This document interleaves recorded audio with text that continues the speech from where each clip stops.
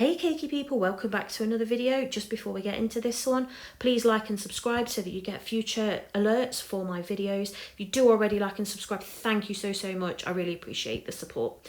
So today we're doing these Lush Valentine's themed cocoa bombs, really popular at the minute and so simple to make. So let's get into it. So to start with, we're going to use a really good quality chocolate. I'm using Lindt, and we are going to chop the chocolate really finely. So if you follow me or you've seen my other videos, you'll know that I use quite a lot of candy melts. We can't really use candy melts for this one, it's not suitable, so we need to use tempered chocolate. So to temper chocolate, I'm going to do it in the microwave, chop it really finely, and then melt it on half power for 30 seconds initially, and then stirring in between in 15-second bursts. It takes quite a while, but you will temper it and it will be tempered perfectly.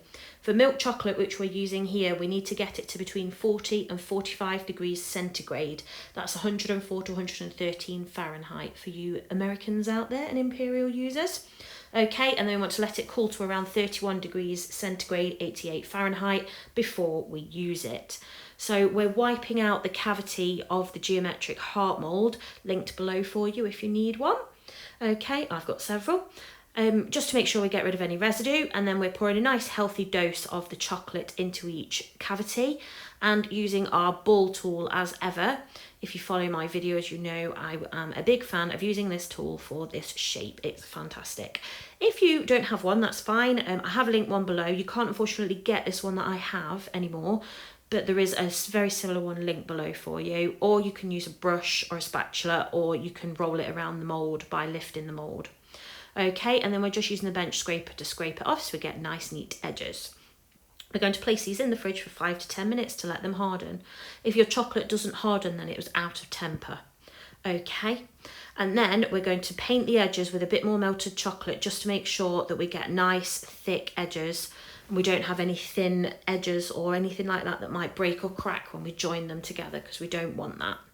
Okay, so we're going to do all 4 of those there, and then we're going to pop those back into the fridge once again to set. It won't take very long to set the tempered chocolate. Don't forget to save any tempered chocolate, and you can reuse it, and you can keep reusing it infinitely pretty much. So don't waste any leftover melted chocolate, do save it up. I spread mine onto a piece of greaseproof, let it dry nice and thinly, set even, dry, set. And then I just chop it up in small pieces and pop it back in an airtight bag to use again, so we don't want to waste any of it. Like I say, perfectly tempered chocolate will crack and it will come out nice and shiny as well. It won't be dull or matte looking.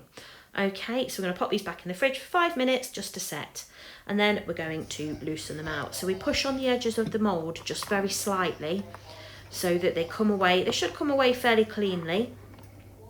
Okay, and there we go, and look at that beautiful shiny chocolate. Lovely. So what we're going to do is pop these out of the mould, and then we are going to join the 2 halves together.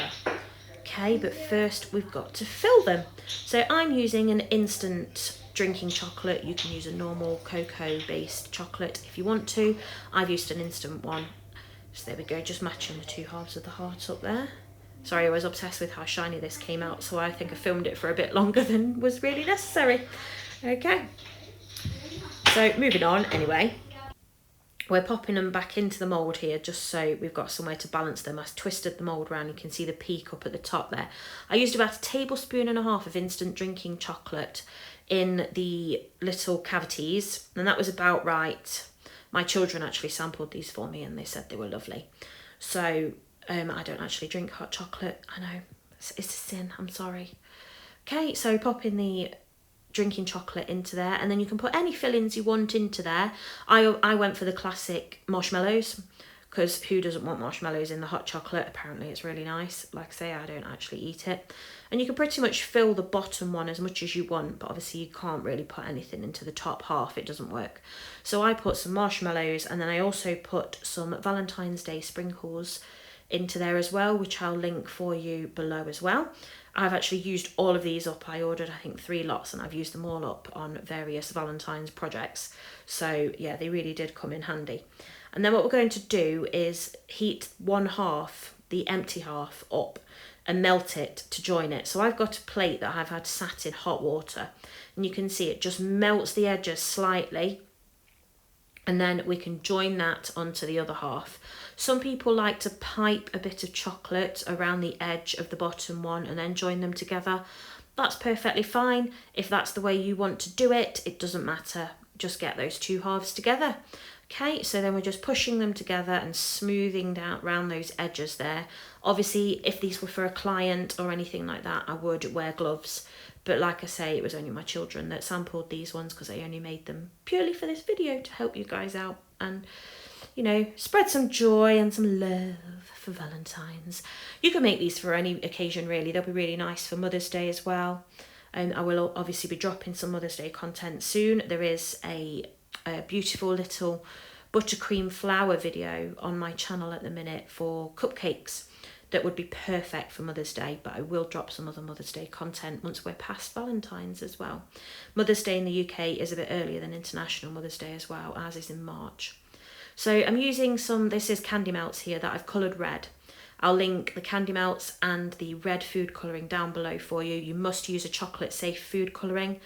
Otherwise it will split and it won't work in chocolate. So I will link one that's fat dispersible for you. Okay, the candy melts do set really, really fast, so you have to do one at a time. And you have to be really, really quick with the sprinkles. So we're popping some sprinkles on there. And then they are done. That is it. That is how simple they are. They're so quick and so easy to make. The hardest part about these is tempering the chocolate. And tempering chocolate is patience more than skill. It's honestly just about time. You've just got to wait it out. So now I'm going to show you the end result. So here we go, popping it in a nice big mug here, and we've got some warm milk. It's fairly hot but not boiling. You don't want boiling because you'll burn the chocolate, okay? And there we go, you can see, wait for it to pop open, and that's my favourite part. There we go, giving it a good stir, and there we go, and all done. So it's as easy as that, guys, honestly. They are so, so simple to make. If you do make them, please tag me on your socials. I'd love to see your efforts and your designs and all those kinds of things. So thank you very, very much for watching. Please follow me on my other socials and give me a like and subscribe on this one, and leave me comments. Let me know what else you'd like to see on my channel, and you might just see it. Bye.